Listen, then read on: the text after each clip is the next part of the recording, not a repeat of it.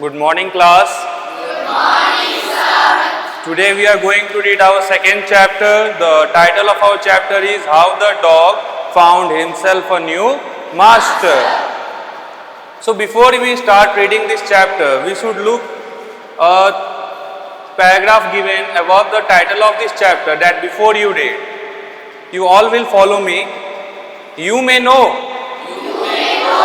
that the dog and the wolf are closely related. You may also know something about how over the centuries human beings have domesticated and tamed wild animals. Here is a story about how the dog became a tame animal. Now we will start our first paragraph of this chapter. Dogs were once their own masters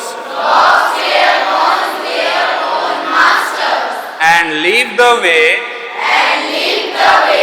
wolves do. In freedom until a dog was born. Who was ill-pleased with this way of life.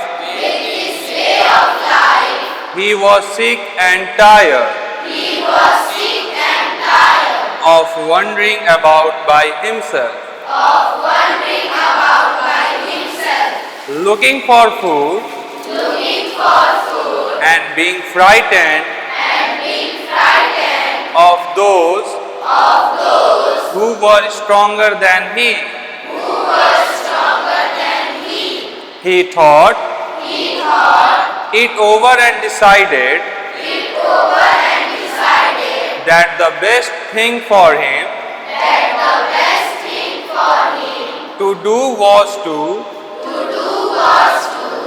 become the servant of one who was stronger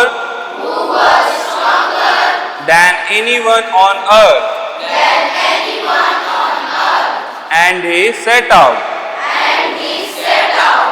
to find such a master. He walked and he walked and he met a kinsman of his, a big wolf, who was as strong as he was fierce. Where are you going, dog? The wolf asked. I am looking for someone to take up service with. Would you like to be my master, wolf? I don't see why not. The wolf said. And this agreed upon. The two of them went on together. They walked and they walked. And all of a sudden, the wolf lifted his nose. Sniff darted quickly off the path and into the bushes and crept deeper into the forest. The dog was much surprised. What's come over you, master? He asked. What has frightened you so? Can't you see? There's a bear out. there, and he might eat up. Both of us, you and me. Seeing that the bear was stronger than the wolf, the dog decided to take up service with him and left the wolf and asked the bear to be his master. The bear agreed to this readily and said, let us go and find a herd of cows. I will kill a cow and then we can both eat our fill. They walked on and soon saw a herd of cows. But just as they were about to come up to it,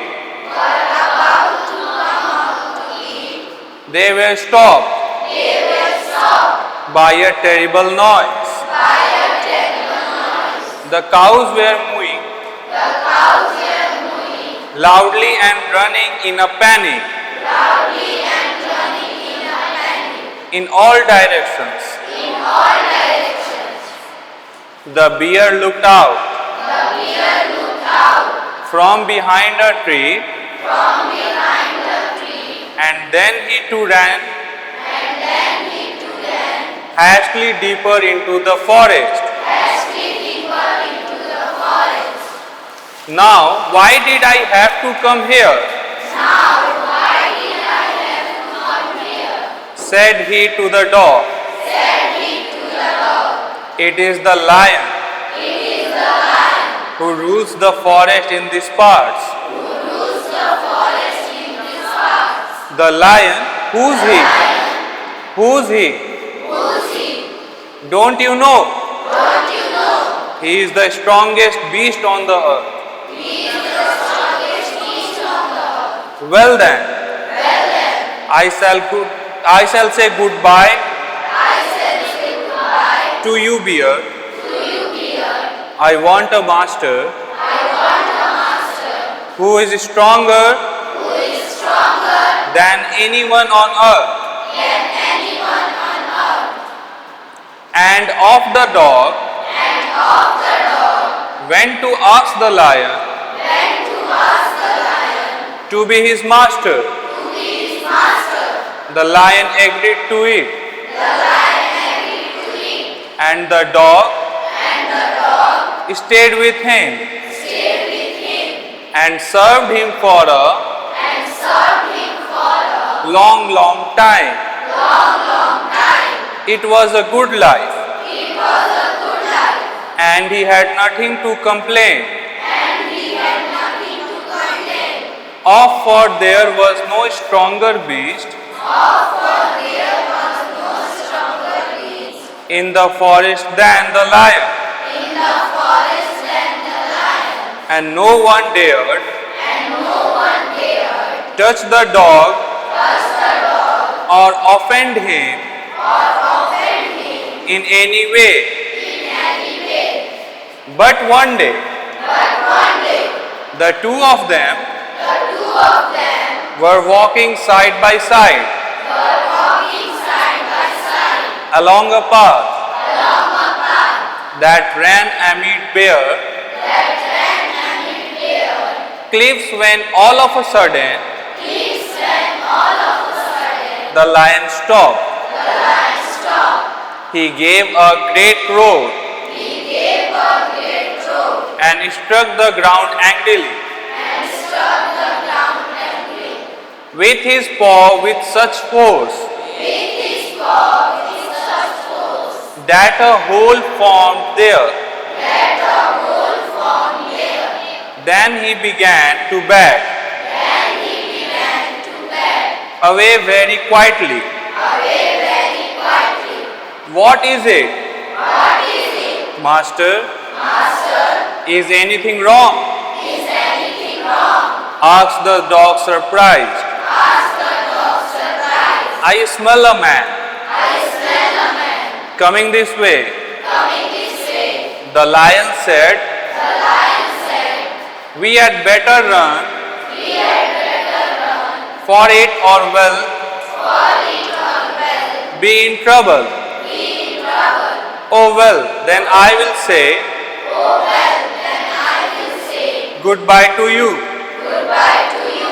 Lion, Lion, I want a master I want a master who is stronger who is stronger than anyone than anyone on earth.